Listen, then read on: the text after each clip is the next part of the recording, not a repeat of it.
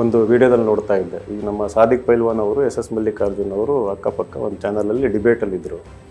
ಎಷ್ಟು ಸಾಫ್ಟಾಗಿ ಗೌರವದಿಂದ ಮಾತಾಡ್ತಾರೆ ಅವತ್ತಲ್ಲಿ, ಭಾಳ ಪ್ರೀತಿಯಿಂದ ಆತ್ಮೀಯತೆಯಿಂದ.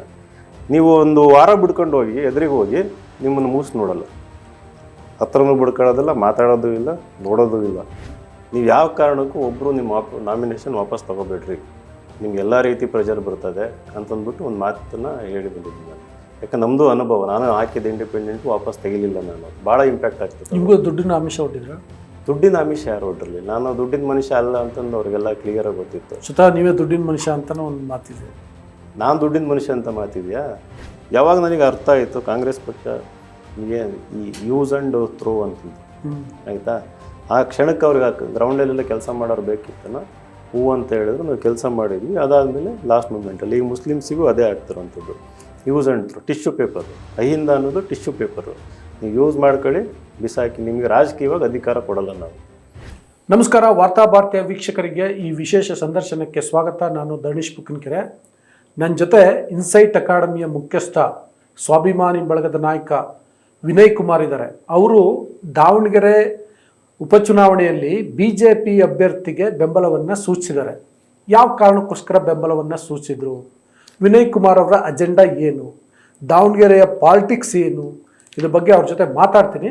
ಅದಕ್ಕೂ ಮೊದಲು ನಾನು ನಿಮಗೆ ರಿಕ್ವೆಸ್ಟ್ ಮಾಡ್ತೀನಿ, ನೀವು ಇನ್ನೂ ವಾರ್ತಾ ಭಾರತಿಯನ್ನು ಸಬ್ಸ್ಕ್ರೈಬ್ ಮಾಡಿಲ್ಲ ಅಂದರೆ ದಯವಿಟ್ಟು ಸಬ್ಸ್ಕ್ರೈಬ್ ಮಾಡಿ, ಲೈಕ್ ಮಾಡಿ, ಶೇರ್ ಮಾಡಿ, ಬೆಲ್ ಬಟನನ್ನು ಪ್ರೆಸ್ ಮಾಡಿ. ಈಗ ವಿನಯ್ ಕುಮಾರ್ ಜೊತೆಗಿನ ಮಾತುಕತೆಯನ್ನು ಶುರು ಮಾಡ್ತೀನಿ. ವಿನಯ್, ಕಾರ್ಯಕ್ರಮಕ್ಕೆ ಸ್ವಾಗತ. ನಮಸ್ಕಾರ ಸರ್.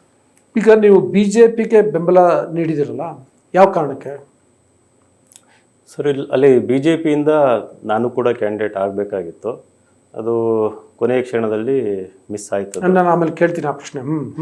ಬಟ್ ನನಗೆ ಸಿಗಲಿಲ್ಲ ಅಂತಂದು ಬೇಜಾರ ಕೂರೋದ್ರ ಬದಲು ನಂದು ಅಲ್ಲಿ ಅಜೆಂಡಾ ಅಥವಾ ನಮ್ಮ ದಾವಣಗೆರೆ ರಾಜಕಾರಣದಲ್ಲಿ ಈ ಶಾಮನೂರು ಕುಟುಂಬ ಏನಿದೆ, ಸುಮಾರು 40 ವರ್ಷಗಳಿಂದ ಅಲ್ಲಿ ಭಾಳ ಆಳವಾಗಿ ಬೇರೂರಿ ಅವ್ರದ್ದೇ ಆದಂಥ ಒಂದು ಪರ್ಯಾಯ ವ್ಯವಸ್ಥೆನೇ ಕಟ್ಕೊಂಡಿದ್ದಾರೆ ದಾವಣಗೆರೆಯಲ್ಲಿ. ಆ ವ್ಯವಸ್ಥೆಯಲ್ಲಿ ಕೇವಲ ಉಳ್ಳವರಿಗೆ ಮಾತ್ರ ಅವಕಾಶ ಇರುವಂಥದ್ದು, ಅವರಿಗೆ ಹತ್ತಿರ ಇರೋರಿಗೆ, ಭಾಳ ಮುಖ್ಯವಾಗಿ ಅವ್ರ ಕುಟುಂಬದವರಿಗೆ ಮಾತ್ರನೇ ಅಲ್ಲಿ ಪ್ರತಿಯೊಂದರ ಮೇಲೂ ಕೂಡ ಹಕ್ಕು, ಕಂಟ್ರೋಲು, ಏನೇನು ಅವಕಾಶ ಅಂತ ಹೇಳ್ತೀವಿ, ಸಂಪನ್ಮೂಲ ಎಲ್ಲ ಇರುವಂಥದ್ದು. ಈ ದಾವಣಗೆರೆ ದಕ್ಷಿಣದಿಂದ ಅದು ಶುರುವಾಗಿದ್ದು. ಅಲ್ಲಿ ಅವ್ರದ್ದೆಲ್ಲ ಬಿಸ್ನೆಸಸ್ ಇದೆ, ಅವ್ರದ್ದೆಲ್ಲ ನೆಟ್ವರ್ಕ್ ಎಲ್ಲ ಡೀಪ್ ಆಗಿದೆ. ಅವ್ರು ಏನೇ ಒಂದು ಶೋಷಣೆ, ದರ್ಪ, ದುರಂಕಾರ ಏನೇ ಮಾಡ್ತಾಯಿದ್ರು ಕೂಡ ಮೂಲ ಇರುವಂಥದ್ದು ಅಲ್ಲಿ. ಈಗ ಆ ಕ್ಷೇತ್ರ ಬಿಡುಗಡೆ ಆಗಲಿಲ್ಲ ಅವ್ರ ಕೈಯಿಂದ ಅಂತಂತಂದರೆ ದಾವಣಗೆರೆ ಜನಕ್ಕೆ ಒಂದು ಸ್ವಾತಂತ್ರ್ಯ ಇರಲ್ಲ, ಮುಕ್ತಿ ಸಿಗಲ್ಲ ಅಂತಂದು. ಸೊ ಅದನ್ನು ಮುಕ್ತಿಗೊಳಿಸ್ಬೇಕು ಅಂತಂದರೆ ಒಂದು ದೊಡ್ಡ ಮಟ್ಟದ ರಾಜಕೀಯ ಹೋರಾಟ ಅನಿವಾರ್ಯ ಆಗ್ತದೆ. ಇವಾಗ ರಾಜಕೀಯ ಹೋರಾಟ ಅಂತಂದರೆ ಪ್ರಜಾಪ್ರಭುತ್ವದಲ್ಲಿ ನಾವು ಆಯ್ಕೆ ಮಾಡಿಕೊಂಡಿರುವಂಥದ್ದು ಒಂದು ಎಲೆಕ್ಟ್ರಲ್ ರೂಟು, ಅಲ್ಲಿಂದ ಮಾತ್ರ ಮುಕ್ತಿಗೊಳಿಸ್ಬೇಕು. ಇವಾಗ ಅವರಿಗಿರುವಂಥ ಒಂದು ಸಂಪನ್ಮೂಲ, ದುಡ್ಡು, ಅವ್ರಿಗಿರುವಂಥ political capital, top to bottom, ಪಂಚಾಯತಿಂದ ಡೆಲ್ಲಿ ತನಕನೂ ಡೀಪ್ ನೆಟ್ವರ್ಕ್ ಇದೆ ಅವರಿಗೆಲ್ಲ. ಅವಾಗ ಒಬ್ಬ ಸ್ಟ್ರಾಂಗ್ ಕ್ಯಾಂಡಿಡೇಟ್ ಅಥವಾ ಸ್ಟ್ರಾಂಗ್ ಫೈಟು ಕೊಟ್ಟರೆ ಮಾತ್ರ ಅದನ್ನು ಸೋಲ್ಸೋಕ್ಕಾಗೋದು. ಈಗ ನಾನು ಸಿಕ್ಕಿತ್ತು, ನಾನು ನಿಮ್ಗೆ ಅದನ್ನು ಕೇಳೋಣ ಅಂದ್ಕೊಂಡೆ. ಈಗ ನೀವೇ ಎಕ್ಸ್ಪ್ಲೇನ್ ಮಾಡಿದ್ರಿ ಅವ್ರು ಎಷ್ಟು ಸ್ಟ್ರಾಂಗ್, ಎಷ್ಟು ಡೀಪ್ ಇದ್ದಾರೆ ಅಂತ. ನೀವು ಅವರನ್ನು ಎದುರಾಕೊಳ್ಬೋದು, ಅವರನ್ನು ಸೋಲಿಸ್ಬೋದು, ದಾವಣಗೆರೆನಲ್ಲಿ ಆ ಸಾಮ್ರಾಜ್ಯವನ್ನು ಪತನ ಮಾಡ್ಬೋದು ಅಂತ ಅನಿಸುತ್ತಾ?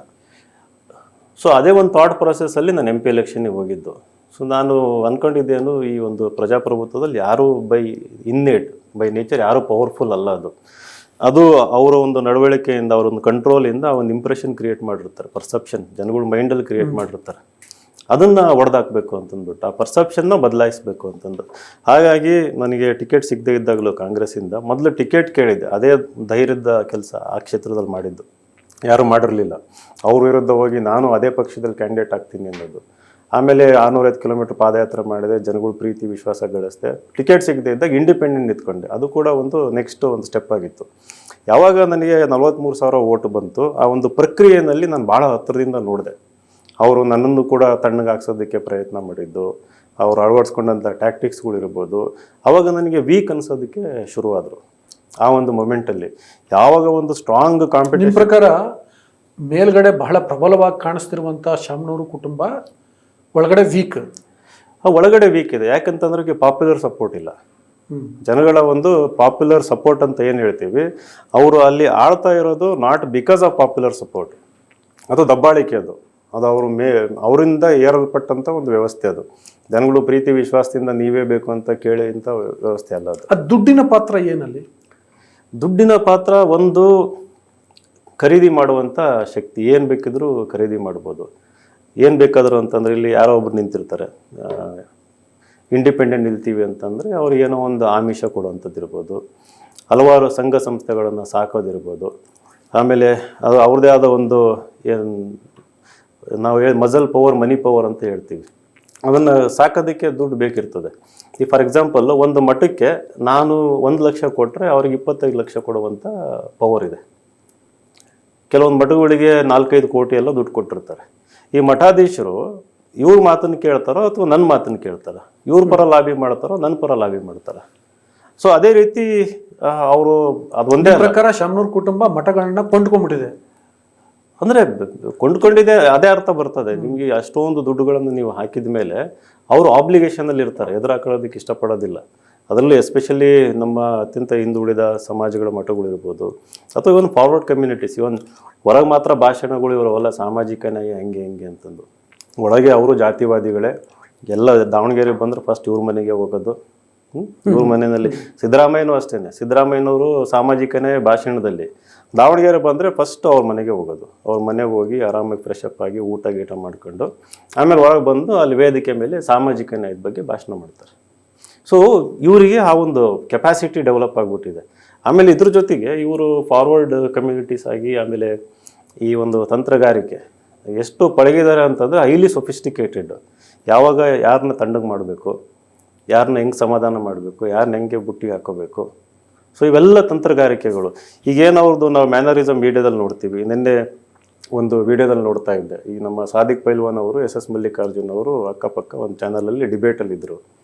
ಎಷ್ಟು ಸಾಫ್ಟಾಗಿ ಗೌರವದಿಂದ ಮಾತಾಡ್ತಾರೆ ಅವತ್ತಲ್ಲಿ, ಭಾಳ ಪ್ರೀತಿಯಿಂದ ಆತ್ಮೀಯತೆಯಿಂದ. ನೀವು ಒಂದು ವಾರ ಬಿಡ್ಕೊಂಡು ಹೋಗಿ ಎದುರಿಗೆ ಹೋಗಿ ನಿಮ್ಮನ್ನು ಮೂಸಿ ನೋಡಲ್ಲ, ಹತ್ರನೂ ಬಿಡ್ಕೊಳ್ಳೋದಿಲ್ಲ, ಮಾತಾಡೋದು ಇಲ್ಲ, ನೋಡೋದು ಇಲ್ಲ, ಒಂದೊಂದ್ಸರಿ ರೆಕಗ್ನೈಸು ಕೂಡ ಮಾಡೋದಿಲ್ಲ.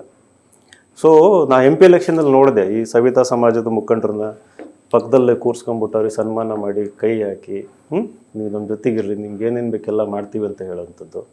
ಈ ರೀತಿ ನಮ್ಮ ಈ ಲೋಹಿ ಅವ್ರು ಹೇಳ್ತಾ ಇದ್ರಿ, ನಮ್ಮ ಬ್ಯಾಕ್ವರ್ಡ್ ಕಮ್ಯುನಿಟೀಸ್ದು ಬಿಗ್ಗೆಸ್ಟ್ ಕರ್ಸ್ ಏನಪ್ಪ ಅಂದ್ರೆ ಅಲ್ಪತೃಪ್ತಿ, ಆಮೇಲೆ ಶ್ರೀಮಂತಿಗೆ ತಲೆಬಾಗದು. ನಾವೆಲ್ಲ ಭಾಳ ಆಗರ್ಭ ಶ್ರೀಮಂತರು ಇರ್ತಾರೆ ಅಂತಂದ್ರೆ ಅವ್ರ ಮುಂದೆ ನಮ್ಮ ದೈನ್ಯತಾ ಭಾವ ಬಂದ್ಬಿಡ್ತದೆ ನಮಗೆ.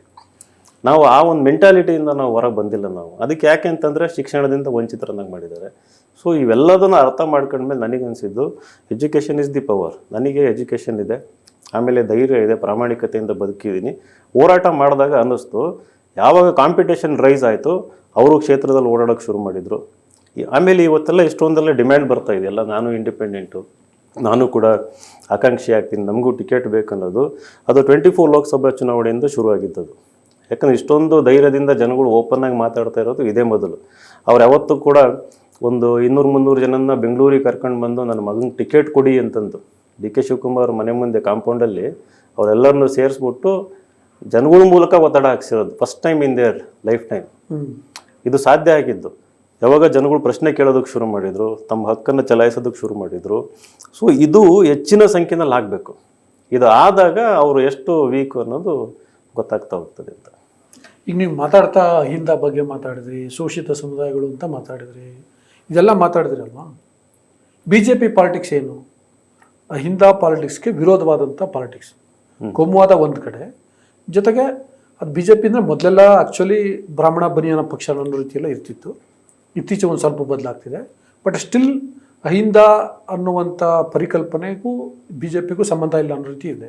ನೀವು ಮಾತಾಡ್ತಿರೋದು ನೋಡಿದ್ರೆ ನೀವು ಅಹಿಂದ ತರ್ಪ ಮಾತಾಡ್ತಿದ್ದೀರಿ, ಆದರೆ BJPಗೆ ಸಪೋರ್ಟ್ ಮಾಡಿದಿರಲ್ಲ. ಇಲ್ಲಿ ಒಂದು ಕಾಂಟ್ರಡಿಕ್ಷನ್ ಇಲ್ವಾ? ಅಲ್ಲ, ಇಲ್ಲಿ ದೇರ್ ಇಸ್ ನೋ ಕಾಂಟ್ರಡಿಕ್ಷನ್ ನಾನು ಕೇಳಿದ್ರೆ ಅಂತ ಅಂದ್ಬಿಟ್ಟು. ಈಗ ನಾನೊಬ್ಬ ಬ್ಯಾಕ್ವರ್ಡ್, ನಾನೊಬ್ಬ ಕುರುಬ ಜಾತಿಗೆ ಸೇರುವಂಥದ್ದು ಒಬ್ಬ ಬ್ಯಾಕ್ವರ್ಡ್ ಕಮ್ಯುನಿಟಿ. ಅದನ್ನು ಕೂಡ ಒಂದು ಅತ್ಯಂತ ಹಿಂದುಳಿದ, ಕೆಲವು ಜನ ಉದ್ಧಾರ ಆಗಿದ್ದಾರೆ, but still one of the most backward communities. ಇವಾಗ ನಾನು ರಾಜಕೀಯವಾಗಿ ಮೇಲಕ್ಕೆ ಬರಬೇಕು ಅಂತಂದರೆ ಎಲ್ಲ ಏನು ಅಂದ್ಕೊಂಡ್ರೆ ಅಹಿಂದ ಅಂತಂದರೆ ಕಾಂಗ್ರೆಸ್ಸು. ಅಹಿಂದ ಅನ್ನೋ concept is owned by Congress. Because Siddaramaiah ಕಡೆ ಹೋದ ತಕ್ಷಣ ಹಿಂಗೆ ಅಂತಂದರು. ನೀವು ಅಲ್ಲಿ ನೋಡಿ ಕಾಂಗ್ರೆಸ್ ಪಾಲಿಟಿಕ್ಸ್ನ ನೋಡಿ, 59 MLAಗಳು ಯಾರಿದ್ದಾರೆ, 37 MLAಗಳು ಯಾರಿದ್ದಾರೆ ಅಂತಂದ್ಬಿಟ್ಟು ಸುಮಾರು 100 ಜನ MLAಗಳು ಬಿಲಾಂಗ್ ಟು ಓನ್ಲಿ 2 ಕಮ್ಯುನಿಟೀಸಲ್ಲಿ. OBC ಲೀಡರ್ಸೇ ಇಲ್ಲ ಅಲ್ಲಿ. ಈಗ ನಿಜವಾಗ್ಲೂ ಅಹಿಂದ ಕಾನ್ಸೆಪ್ಟ್ ನಿಮಗೆ ಬಿಜೆಪಿ ಸ್ಪೇಸ್ ಇದೆ ಅಹಿಂದ ಪಾಲಿಟಿಕ್ಸ್ಗೆ ಅಂತ ಅನ್ಸುತ್ತಾ? ಅಲ್ಲಿ ರಿಯಲೈಸೇಷನ್ ಆಗಿದೆ ಲಾಸ್ಟ್ ಫ್ಯೂ ಇಯರ್ಸಿಂದ. ಅಲ್ಲಿ ರಿಯಲೈಸೇಷನ್ ಆಗ್ಬಿಟ್ಟು ನಾವು ಕಡೆಗಣನೆ ಮಾಡಿದ್ದೀವಿ. ಮೊನ್ನೆ ರಾಹುಲ್ ಗಾಂಧಿ ಅವರು ಒಂದು ಸ್ಟೇಟ್ಮೆಂಟ್ ಕೊಟ್ಟಿದ್ರು, OBC ನಾವು ನೆಗ್ಲೆಕ್ಟ್ ಮಾಡಿದ್ದೀವಿ. ನಾನು ಹೇಳ್ತೀನಿ, ಹೌದು, ರಾಹುಲ್ ಗಾಂಧಿ ಹೇಳಿದ್ರು. ರಾಹುಲ್ ಗಾಂಧಿ ಅವರು ಏನೋ ಮಾಡ್ತಾರೆ, ಕಾಂಗ್ರೆಸ್ ಏನೋ ಮಾಡ್ತಾರೆ. That's okay. ನಾನು ನಿಮ್ಮ ವಾದನ ನಾನು ಇದು ಮಾಡ್ತಿಲ್ಲ, ತಳ್ಳಾಗ್ತಿಲ್ಲ. ಕಾಂಗ್ರೆಸ್ಸಲ್ಲಿ ಆ ಥರದ ಅನ್ಯಾಯ ಆಗ್ತಿರೋದು ನಿಜ. ಬಟ್ BJPನಲ್ಲಿ ಅಹಿಂದ ಪಾಲಿಟಿಕ್ಸ್ಗೆ ಸ್ಪೇಸ್ ಇದೆಯಾ? ಸ್ಪೇಸ್ ತುಂಬ ಕ್ರಿಯೇಟ್ ಆಗಿದೆ ಇವಾಗ. ಯಾಕಂತಂದ್ರೆ ದಾವಣಗೆರೆನಲ್ಲಿ ST ಕ್ಯಾಂಡಿಡೇಟಿಗೆ ಟಿಕೆಟ್ ಕೊಟ್ಟರು. ಅಲ್ಲಿ ಬೇರೆ ದಾವಣಗೆರೆನಲ್ಲಿ ಗೆಲ್ಲುವ ವಾತಾವರಣ ಇದ್ರೆ ಆಗ ಲಿಂಗಾಯತರಿಗೆ ಬಿಟ್ಟು STಗೆ ಟಿಕೆಟ್ ಕೊಡ್ತಿತ್ತಾ ಬಿಜೆಪಿ? ಇಲ್ಲ. ಈ ಸರಿ ಏನಾಗಿತ್ತು, ಮುಂಚೆನೂ OBCಗೆ ಕೊಟ್ಟಿದ್ದಲ್ಲಿ ಯಾರು ಯಶವಂತರಾವ್ ಜಾಧವ್ ಅವರಿಗೆ ಕೊಡ್ತಾ ಇದ್ದಿದ್ದು. ಲಾಸ್ಟ್ ಟೈಮ್ ಒಬ್ಬ ಪಂಚಮಸಾಲಿ ಕ್ಯಾಂಡಿಡೇಟ್ ಅಜಯ್ ಕುಮಾರ್ ಅವರಿಗೆ ಕೊಟ್ಟಿದ್ರು. ಈ ಸರಿ ಅಲ್ಲಿ ಬಹಳ ಸ್ಪಷ್ಟವಾಗಿ GM ಸಿದ್ದೇಶ್ವರ್ ಅವರು ಯಾವಾಗ ಎಲೆಕ್ಷನ್ ಬಗ್ಗೆ ಡಿಬೇಟ್ ಶುರು ಆಯಿತು, ಇಲ್ಲ ಈ ಸರಿ ನಾವು OBC ಅಥವಾ ಅಹಿಂದ ಕ್ಯಾಂಡಿಡೇಟ್ಗೆ ಕೊಡಬೇಕು ಅಂತಂದು ಸ್ಟೇಟ್ಮೆಂಟ್ ಕೊಟ್ಟಿದ್ದು. ಇದು ಪಾರ್ಟಿನಲ್ಲಿ ಡಿಸ್ಕಷನ್ ಆಗಿದೆ ಅವರಿಗೆ. ಆಮೇಲೆ ನೆಕ್ಸ್ಟ್ ಮುಂಬರುವ 28 ಎಲೆಕ್ಷನ್ದಲ್ಲಿ ಏನಿಲ್ಲ ಅಂದರೂ ಒಂದು 20ರಿಂದ ಅಷ್ಟು ಸ್ಪಷ್ಟತೆ ಇದ್ದಂತಹ ಬಿಜೆಪಿ ನಿಮ್ಮನ್ನ ಯಾಕೆ ಅಪ್ರೋಚ್ ಮಾಡಿತ್ತು? ಅವ್ರಿಗೆ OBC ಕ್ಯಾಂಡಿಡೇಟ್ ಬೇಕಿತ್ತು ಇವಾಗಲ್ಲಿ. ಆ ಒಂದು ಕ್ಷೇತ್ರದಲ್ಲಿ ನಾನು MP ಎಲೆಕ್ಷನ್ ಮಾಡಿದ್ದು, ಆಮೇಲೆ ಆ ಕ್ಷೇತ್ರದಲ್ಲಿ ಆ್ಯಕ್ಟಿವ್ ಇರೋದನ್ನು ನೋಡಿ ನನ್ನನ್ನು ಹಾಕಿದರೆ ಗೆಲ್ಲಬಹುದು ಅನ್ನೋದು ಒಂದು ಥಾಟ್ ಪ್ರೊಸೆಸ್ಸಲ್ಲಿ ಅಪ್ರೋಚ್ ಮಾಡಿದ್ರು, ಕೇಳಿದ್ರು. ನಾನು ಕೂಡ ಮತ್ತೆ ಯಾಕೆ ಅವರು ಹಂಗಂತ ಅಂದ್ಕೊಂಡು ನಿಮ್ಮನ್ನು ಅಪ್ರೋಚ್ ಮಾಡಿದ್ರು ತಾನೆ, ಆಮೇಲೆ ಯಾಕೆ ಇನ್ಸರ್ದ್ರು? ಅದೇ ಇಲ್ಲಿ ಬರೋದು ರಿಯಲ್ ಪಾಲಿಟಿಕ್ಸ್ ಏನು ಅಂತಂದು. ಪಾಪ ಸಪೋರ್ಟ್ ಮಾಡಿ, ಇಲ್ಲ ಅಂತ ಹೇಳ್ತಾ ಇಲ್ಲ ನಾನು ಹೆಸರು ಕೂಡ ಓಡಿಸಿದ್ರು, ಹೆಸರು ಕೂಡ ಡೆಲ್ಲಿ ತನಕ ಹೋಯಿತು. ಲಾಸ್ಟ್ ಮೂಮೆಂಟಲ್ಲಿ ಎಕ್ಸಾಕ್ಟ್ ಏನಾಯ್ತು ಅಂತ ನನಗೆ ಗೊತ್ತಿಲ್ಲ. ಬಟ್ ಆಪೋಸಿಷನ್ ಶುರು ಆಯಿತು. ದ ಮೂಮೆಂಟ್ ನನ್ನ ಹೆಸರು ಬಂದ ತಕ್ಷಣ ಡೆಲ್ಲಿಗೆ ದೊಡ್ಡ ಮಟ್ಟದಲ್ಲಿ ಲಾಬಿಗಳು ಶುರುವಾಯಿತು. ವಿನಯ್ ಕುಮಾರ್ಗೆ ಬೇಡ, ಇನ್ಯಾರಿಗಾದರೂ ಟಿಕೆಟ್ ಕೊಡಿ ಅಂತ. ಯಾರಿಗೆ ಕೇಳೋಕೆ ಹೋಗಿದ್ರು ನನಗೆ ಗೊತ್ತಿಲ್ಲ. ಬಿಜೆಪಿಲೂ ನಿಮ್ಗೆ ವಿರೋಧಿಗಳಿದಾರ? ವಿರೋಧಿ ಅನ್ನೋದಕ್ಕಿಂತ ನಾನು ಪಕ್ಷದಲ್ಲಿ ಟಿಕೆಟ್ ಕೊಡಬೇಡಿ ಅಂತಂದ್ರೆ ವಿರೋಧಿ ಅಲ್ಲ, ನಾನು ಪಕ್ಷ ಸೇರಿಲ್ಲ. ನಾನು ಈಗಲೂ ಕೂಡ BJPಲಿ ಇಲ್ಲ. ನಾನು ಗೊತ್ತು, ಅವತ್ತು BJPನಲ್ಲಿ ಇರಲಿಲ್ಲ. ಸಹಜವಾಗಿ ಅಲ್ಲಿ 10-20 ವರ್ಷ ದುಡಿದವರಿಗೆ ಒಂದು ಕೊರಗಿದ್ದೇ ಇರ್ತದೆ. ಆ ಕ್ಷೇತ್ರದಲ್ಲಿ 10-15 ವರ್ಷ ಓಡಾಡಿರ್ತಾರೆ, ನಾನು ಆಕಾಂಕ್ಷಿ ಅಂತಂದ್ಬಿಟ್ಟು. ಈ ಹೊರಗಿಂದ ಯಾರನ್ನೋ ತಗೊಂಬಂದಾಗ ನ್ಯಾಚುರಲ್ ಆಗಿ ಒಂದು ಬಂದೇ ಬರ್ತದೆ. ಇದೆಲ್ಲ ಸಡನ್ ಆಗಿ ಆಯ್ತಿದ್ದು. ಅಂದರೆ ಇದು ನೀವು ನೋಡಿ ಲಾಸ್ಟ್ ಒಂದು 4-5 ದಿನ, ಒಂದು ವಾರದೊಳಗೆ ಆಗಿರೋಂಥದ್ದು. ಇಲ್ಲ ನನಗೂ ಟೈಮ್ ಇರಲಿಲ್ಲ ಹೋಗಿ ಎಲ್ಲರನ್ನೂ ಮೀಟ್ ಮಾಡಿ ವಿಶ್ವಾಸಕ್ಕೆ ತಗೊಂಡು, ಯಾಕಂದ್ರೆ ಕ್ಲೂ ಇರಲಿಲ್ಲ ನನಗೆ, ಅಥವಾ ಪಕ್ಷದವ್ರಿಗೂ ಅವ್ರನ್ನೆಲ್ಲ ಕರೆದ್ಬಿಟ್ಟು ಮೀಟಿಂಗ್ ಮಾಡಿ. ಪ್ರಿಪ್ರೇಷನ್ ಏನಿತ್ತು? ಇಂಡಿಪೆಂಡೆಂಟ್ ಆಗಿ ಕಂಟೆಸ್ಟ್ ಮಾಡೋ ಪ್ರಿಪ್ರೇಷನ್ ಇತ್ತಾ? ಇಲ್ಲ. ನಾನು BJP ಯಾರೇ ಸಿಗಲಿ ಅವ್ರಿಗೆ ಸಪೋರ್ಟ್ ಮಾಡಬೇಕು ಅಂತಂದು ನನ್ನ ಮೈಂಡಲ್ಲಿ ಫಿಕ್ಸ್ ಆಗಿದ್ದೆ ನಾನು. ಆಮೇಲೆ ಮುಸ್ಲಿಮಲ್ಲಿ ಮತ್ತೆ ಯಾರಾದರೂ ಎಕ್ಸ್ಟ್ರಾ ಕ್ಯಾಂಡಿಡೇಟ್ಗಳನ್ನ ಇಂಡಿಪೆಂಡೆಂಟ್ ನಿಲ್ಲಿಸಿ, ಅಥವಾ ಯಾರಾದರೂ ಇಂಡಿಪೆಂಡೆಂಟ್ ನಿಂತರೆ ಅವ್ರಿಗೂ ಸಪೋರ್ಟ್ ಮಾಡಬೇಕು ಅನ್ನೋದು ನಿಮ್ಮ ಉದ್ದೇಶ ಏನು? ಈ ಒಂದು ಎಲೆಕ್ಷನ್ನಲ್ಲಿ ಕುಟುಂಬ ರಾಜಕಾರಣ ಅಂತ್ಯ ಆಗಬೇಕು ನಮ್ಮ ದಾವಣಗೆರೆಯಲ್ಲಿ. ಅಂದ್ರೆ ಮಾಡಕ್ಕೆ ನೀವು BJPಗೆ ಬೆಂಬಲಿಸಬೇಕು ಅಂತ ಏನಿಲ್ವಲ್ಲ. ಈಗ ಅಲ್ಲಿ ಇಂಡಿಪೆಂಡೆಂಟ್ ಕ್ಯಾಂಡಿಡೇಟ್ ಸಾದಿಕ್ ಪೈಲ್ವಾನ್ ಇದ್ದಾರೆ, ಅವರು ಕಾಂಗ್ರೆಸ್ನಲ್ಲೇ ಇದ್ರು, ಭಿನ್ನಮತ ಈಗ ಬಂದಿದೆ, ಟಿಕೆಟ್ ಕೇಳಿದ್ರು ಕೊಟ್ಟಿರಲಿಲ್ಲ, ಅದಕ್ಕೆ ಈಗ ಅವರು ಇಂಡಿಪೆಂಡೆಂಟ್ ಆಗಿ ಇದ್ದಾರೆ. ನಂಬರ್ಸ್ ನೋಡಿ ಸರ್ ನೀವು, ಈಗ 2,31,000 ಕ್ಷೇತ್ರದಲ್ಲಿರೋಂಥ ವೋಟ್ಗಳು. ಹಿಂದೆ 2,17,000 ಆಯ್ತು ಲಾಸ್ಟ್ ಟೈಮ್ ಎಲೆಕ್ಷನ್ ಆದಾಗ. 1,45,000 ವೋಟಿಂಗ್ ಆಗಿರೋಂಥದ್ದು. 1,45,000ದಲ್ಲಿ ಸುಮಾರು 56,000 BJPಗೆ, ಇನ್ನು ಉಳಿದಿದ್ದು ಅರೌಂಡ್ ಒಂದು 85,000 ಸಮಥಿಂಗು ಶಾಮನೂರ್ ಶಿವಶಂಕರಪ್ಪನವರಿಗೆ ಸಿಕ್ಕಿದ್ದು. ಅವರಿಗೆ ಸಿಕ್ಕಂಥ ವೋಟಲ್ಲಿ ಅರೌಂಡ್ 40,000 to 45,000 ಮುಸ್ಲಿಂ ವೋಟ್ಸು. ಇನ್ನು ಉಳಿದಿದ್ದು SC ST ಆಮೇಲೆ ಕುರುಬರದ್ದು ಒಂದು 15,000-20,000 ಅವೆಲ್ಲ ವೋಟ್ಸು ಕಂಬೈಂಡ್ ಆಗಿ ಅಷ್ಟು ಬಂದಿದ್ದು. ಈ ಕಡೆ ಪಂಚಮಸಾಲಿ ಓಟು, ಉಪ್ಪಾರ ಓಟು, ಮಡಿವಾಳ, ಬೆಸ್ತರು ಓಟುಗಳು ಎಲ್ಲಿ ನಮ್ಮ BJP ಕ್ಯಾಂಡಿಡೇಟ್ ಸಿಕ್ಕಂಥದ್ದು. ಈಗ ಮುಸ್ಲಿಂ ಕ್ಯಾಂಡಿಡೇಟ್ ನೀವು ಹೇಳ್ತದೆ ಸಾದಿಕ್ ಪೈಲ್ವಾನ್ ಅವ್ರನ್ನ ಸಪೋರ್ಟ್ ಮಾಡಿ ಅಂತಂದರೆ, ಈಗ ವೋಟಿಂಗ್ ಈ ಸರಿ ಅನ್ಕೊಳ್ಳೋಣ ಒಂದು 60,000 ವೋಟ್ ಆಗುತ್ತೆ ಅಂತ ಅನ್ಕೊಳ್ಳೋಣ. 60,000 ವೋಟ್ಸಲ್ಲಿ ಅವರೆಷ್ಟು ವೋಟ್ಸ್ ಐತೆ, ನಾನು ಎಷ್ಟೇ ಸಪೋರ್ಟ್ ಮಾಡಿದ್ರು ಕೂಡ ಅಲ್ಲಿ ಸಪೋರ್ಟ್ ಮಾಡ್ತೀನಿ ಇಲ್ಲ ಅಂತಂದಲ್ಲ, ಅಂದರೆ ಗೆಲ್ಲೋ ಕ್ಯಾಂಡಿಡೇಟ್ ಅಂತಂದು. ನಾನು BJP ಗೆಲ್ಲೋ ಕ್ಯಾಂಡಿಡೇಟ್ಗೆ ಸಪೋರ್ಟ್ ಮಾಡಿದಿರಿ ಅಲ್ಲ, ಗೆಲ್ಲೋ ಕ್ಯಾಂಡಿಡೇಟ್ ಅಂತಂದರೆ ಪಾರ್ಟಿಯಲ್ಲಿರೋರು, BJPಯಲ್ಲಿರೋರಿಗೆ ಗೆಲ್ಲೋ ಚಾನ್ಸ್ ಜಾಸ್ತಿ ಇದೆ ಹೊರತು ಈ ರೀತಿ ಇಂಡಿಪೆಂಡೆಂಟ್ ನಿಂತವ್ರಿಗಲ್ಲ. ಅವ್ರು ವೋಟ್ ಕೇಳ್ಬೋದು, ಅವರು ಏನು ಒಂದು 20,000 ತೆಗಿಬೋದು ಅಥವಾ 30,000 ವೋಟ್ ತೆಗಿಬೋದು, ಬಟ್ ವಿನ್ನಿಂಗ್ ಆಗಲ್ಲ. ಯಾಕಂತಂದರೆ ನೀವು ಅವಾಗ ಲೋಹಿಯಾ ಮಾತು ಹೇಳಿದ್ರಿ, ಲೋಹಿಯಾಗಿನ್ನ ಇನ್ನೂ ಒಂದು ಹಂತ ಮುಂದೆ ಹೋಗಿ ರಾಜಕೀಯವಾಗಿ ಪ್ರಯೋಗ ಮಾಡಿದಂಥವ್ರು ಮಾನ್ಯವರು ಕಾಂಶಿರಾಮ್. ಅವ್ರೇನು ಹೇಳ್ತಾರೆ ಗೊತ್ತಾ, ಮೊದಲು ಸೋಲ್ಬೇಕು, ಆಮೇಲೆ ಸೋಲಿಸ್ಬೇಕು, ಆಮೇಲೆ ಗೆಲ್ಲಬೇಕು ಅಂತಾರೆ. ಅವರು BSP ಪ್ರಯೋಗದ ಬಗ್ಗೆ ಮಾತಾಡ್ತಾ ಹಂಗೆ ಹೇಳ್ತಾರೆ. ನಿಮಗೂ ಅಲ್ಲಿ ನೀವು ಬರೀ ಇದೊಂದು ಚುನಾವಣೆ ಅಲ್ವಲ್ಲ, ನಿಮ್ಮ ವಾದ ಏನು? ದಾವಣಗೆರೆನಲ್ಲಿ ಶಾಮನೂರು ಶಿವಶಂಕರಪ್ಪ ಕುಟುಂಬದ ಕಬ್ಜದಿಂದ ಅಲ್ಲಿನ ರಾಜಕಾರಣವನ್ನು ಹೊರಗೆ ತೆಗಿಬೇಕು, ತರಬೇಕು ಅಂತ ತಾನೆ? ಹೌದು. ಸೊ ನೀವು ಕೂಡ ಕಾಂಚೀರಾಮ್ ರೀತಿ ಮೊದಲು ಸೋಲ್ಬೇಕು, ಆಮೇಲೆ ಸೋಲಿಸ್ಬೇಕು, ಆಮೇಲೆ ಗೆಲ್ಲಬೇಕು ಅನ್ನೋ ರೀತಿ. ಈಗ 24ರಲ್ಲಿ ಸೋತಿದ್ದೀನಿ, 26ರಲ್ಲಿ ಸೋಲ್ಸೋದಕ್ಕೆ ಪ್ರಯತ್ನ ಮಾಡ್ತಾ ಇದ್ದೀನಿ. ಓಕೆ ಈ ಎಲೆಕ್ಷನ್ನಲ್ಲಿ ಸೋಲ್ಸೋದಕ್ಕೆ ಪ್ರಯತ್ನ ಮಾಡ್ತಾ ಇದ್ದೀನಿ. ನಾನು ಇನ್ಫ್ಯಾಕ್ಟ್ ಈಗಲೂ ಇಲ್ಲಿ ಬರೋಕ್ಕಿಂತ ಮುಂಚೆ ಒಂದು ವಿಡಿಯೋ ಮಾಡಿ ಬಂದಿದ್ದೀನಿ. 39 ಜನ ಇಂಡಿಪೆಂಡೆಂಟ್ ಹಾಕಿದ್ದಾರೆ. ನೀವು ಯಾವ ಕಾರಣಕ್ಕೂ ಒಬ್ಬರು ನಿಮ್ಮ ನಾಮಿನೇಷನ್ ವಾಪಸ್ ತಗೋಬೇಡ್ರಿ, ನಿಮ್ಗೆ ಎಲ್ಲ ರೀತಿ ಪ್ರೆಷರ್ ಬರ್ತದೆ ಅಂತಂದ್ಬಿಟ್ಟು ಒಂದು ಮಾತನ್ನು ಹೇಳಿ ಬಂದಿದ್ದೀನಿ ನಾನು. ಯಾಕಂದ್ರೆ ನಮ್ಮದು ಅನುಭವ, ನಾನು ಹಾಕಿದ ಇಂಡಿಪೆಂಡೆಂಟ್ ವಾಪಸ್ ತೆಗಿಲಿಲ್ಲ ನಾನು. ಭಾಳ ಇಂಪ್ಯಾಕ್ಟ್ ಆಗ್ತದೆ. ನಿಮಗೂ ದುಡ್ಡಿನ ಆಮಿಷ ಹೊಟ್ಟಿದ್ರ? ದುಡ್ಡಿನ ಆಮಿಷ ಯಾರು ಹೊಟ್ಟಿರಲಿಲ್ಲ. ನಾನು ದುಡ್ಡಿನ ಮನುಷ್ಯ ಅಲ್ಲ ಅಂತಂದು ಅವ್ರಿಗೆಲ್ಲ ಕ್ಲಿಯರಾಗಿ ಗೊತ್ತಿತ್ತು. ಸ್ವತಃ ನೀವೇ ದುಡ್ಡಿನ ಮನುಷ್ಯ ಅಂತಲೂ ಒಂದು ಮಾತಿದೆ.